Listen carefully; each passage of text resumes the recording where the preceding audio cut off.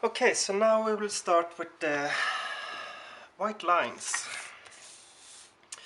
And it's prepared here, so here we will draw two white lines.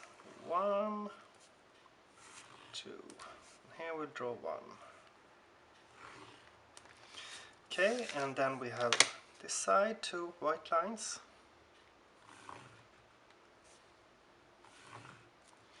And here one.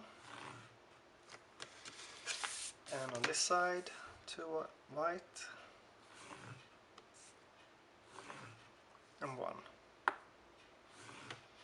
Great, and you know, it's hard to see white, but now we have twice as much white on this than this one. And then when we add other colors and mix it, it will be twice white here and brighter. And next step would be to use yellow, but everything needs to be clean now.